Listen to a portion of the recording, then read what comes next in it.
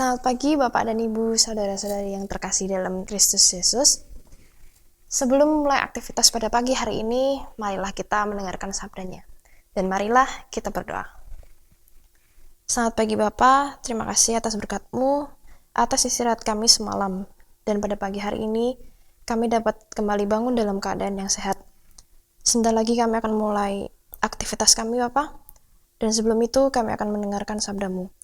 Tuhan tolong berikanlah kami hikmat, agar apa yang kami dengar pada pagi hari ini dapat menjadi berkat bagi kehidupan kami sehari-hari.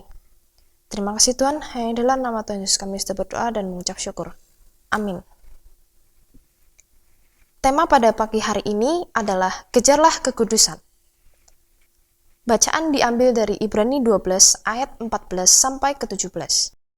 Saya akan membacakan Ibrani 12 ayat 14. Berusahalah hidup damai dengan semua orang, dan kejarlah kekudusan. Sebab, tanpa kekudusan tidak seorang pun akan melihat Tuhan. Demikianlah firman Tuhan. Syukur kepada Allah. Ibu Bapak jemaat yang terkasih di dalam Tuhan Yesus Kristus, ada sebuah ilustrasi yang membahas tentang kehidupan seorang petani. Seorang petani membajak sawahnya, menabur benih, memupuk, serta memeliharanya. Sementara ia melakukan pekerjaannya, ia menyadari bahwa pada akhirnya ia harus bergantung kepada kekuatan di luar dirinya. Ia tahu bahwa ia tidak bisa menumbuhkan benih yang ditaburnya. Ia juga tidak bisa menurunkan hujan dan sinar matahari. Untuk memanen hasil yang baik, ia harus bergantung kepada hal-hal yang berasal dari Allah.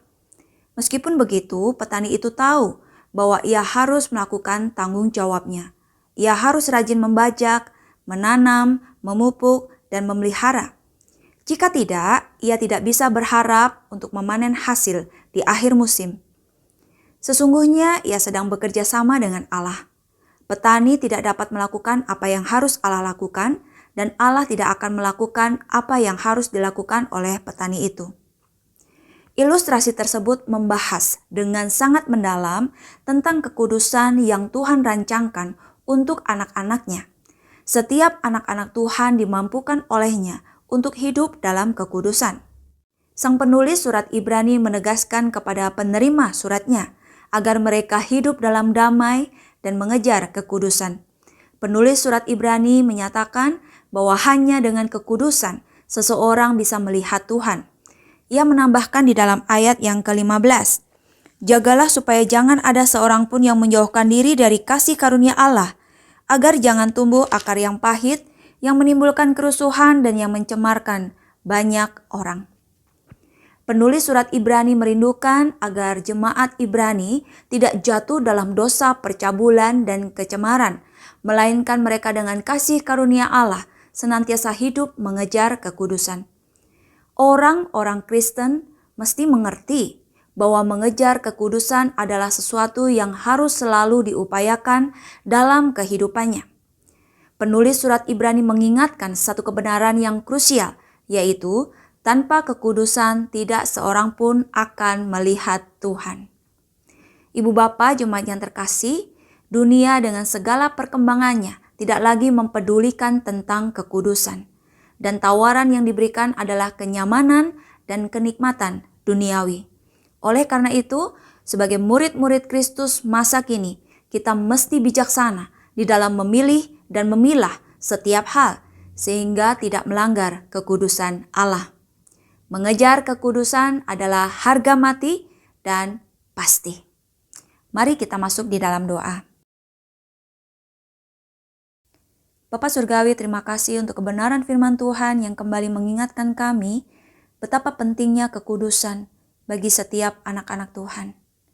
Dan kami percaya dengan pertolongan daripada Allah Roh Kudus yang diam, tinggal di dalam diri kami dan terus berkarya, akan memampukan kami untuk berjuang mengejar kekudusan, membuat kami belajar untuk hidup di dalam ketetapan-ketetapan Tuhan, yang akan menolong kami juga menghadapi godaan-godaan yang ada di dalam dunia ini yang mencoba untuk memikat hati kami dan menjauhkan kami daripada Engkau.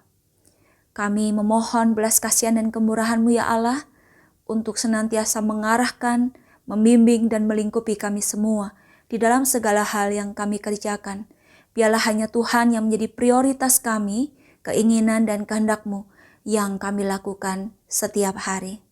Terima kasih, kami mengucap syukur dan menyerahkan kehidupan kami hari ini hanya di dalam tangan pengasihan Tuhan. Di dalam nama Tuhan Yesus kami sudah berdoa. Amin. Selamat pagi, selamat berkarya. Tuhan Yesus memberkati kita semua.